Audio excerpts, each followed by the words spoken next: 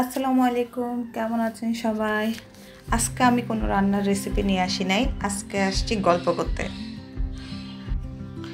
আজকে আমি আমার ফ্রেন্ড তন্নি আমরা দুজন গিয়েছিলাম কিছু কেকের সামগ্রী কিনতে। তো এরপরে দুপুর হয়ে গেছে, তন্নিকে বললাম চলো আমরা কোথাও খাই বসে। পরে আমাদের খিলগাঁওতে একটা রেস্টুরেন্টে ঢুকলাম। এরপরে আমরা কিছু নিজেদের পছন্দ মতো খাবার অর্ডার করলাম ওদের মেনু দেখে। বারবিকিউ রাইস বলটা নিলাম, নাচক নিলাম, চিকেন মিট বক্স নিলাম এবং ওদের একটা সিগনেচার আইটেম হচ্ছে এই প্লেটারটা। তো এই প্লেটারটা অর্ডার করলাম। এবার চলুন দেখি এক এক করে আমরা দুজনে ট্রাই করি এবং নিজেরা রিভিউ দিচ্ছিলাম। কিন্তু দুঃখের ব্যাপার হলো লাস্টে আমরা এমন একটা কাজ করেছি যার জন্য আমাদেরকে এই রেস্টুরেন্ট থেকে কান্না করে করে চোখের পানি ফেলতে ফেলতে বের হতে হয়েছে। তো সেটা আপনার পিছনেই ভিডিওটা পুরো দেখলেই পাবেন যে আমরা কি কাজ করেছি, কেন আমরা কান্না করতে হলো। তো আমরা প্রথমে এই যে বারবিকিউ রাইস বলটা ট্রাই করে দেখলাম, খুবই মজা ছিল। মিট বক্সটাও ট্রাই করলাম, ওদের খাবারটাও মজা ছিল। মেয়োনিজের পরিমাণও ভালো ছিল, মিটের পরিমাণও ভালো ছিল। তো এই হিসাবে আমরা 10-এর 10 এটাতে দিতে পারি।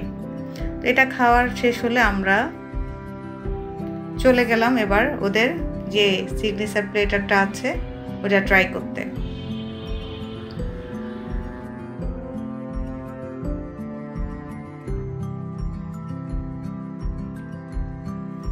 এই সিগনেচার প্লেটারটা ট্রাই করা শুরু করলাম দুজন। পেট তো ভরে গেছে, তাও খাচ্ছি। ওদের চিকেন ফ্রাইটাও ভালো ছিল, 3 পিস চিকেন ফ্রাই দিয়েছে, চিকেন কারি দিয়েছে এবং ভেজিটেবল দিয়েছে। এবং আমরা এগুলা মজা করে গল্প করতে করতে খাওয়া শেষ করলাম।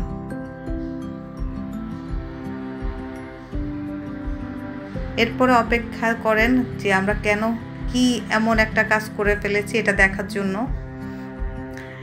সময়টা চলে আসছে, আমাদের এই খাবারটা শেষ হওয়ার পরে দুজনের মাথায় পোকা ঢুকছে, চলো আজকে আমরা বারবিকিউ খেয়েছি, এবার হট রাইস বলটা ট্রাই করি।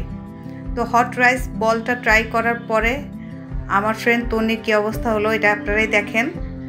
ও চোখের পানি নাকের পানি সব এক হয়ে গেল, সে ড্রিঙ্কস খাচ্ছে আর এক ফোঁটাও সে এক চামচ মুখে নেয় নাই। আর আমাকে বলতেছে ভালো করে খাও, ভালো করে খাও। সে নাকি আমার মুখে ঝালের কোনো ছিটে ফোঁটাও দেখলো না। আমি অনেক কুল ছিলাম। আমার ভিডিওটাও আমি এখানে অ্যাড করিনি। ও আমাকে বারবার বলতেছে তুমি খাও তুমি খাও। তো এভাবেই আমরা আজকে রেস্টুরেন্ট থেকে কান্না করতে করতে বের হয়েছি ঝালের যন্ত্রণায়। পরে যেটা ছিল আমরা পার্সেল করে বাসায় নিয়ে আসছি। এই ছিল আমাদের আজকের গল্প। সবাই ভালো থাকবেন, আমাদের জন্য দোয়া করবেন। আসসালামু আলাইকুম।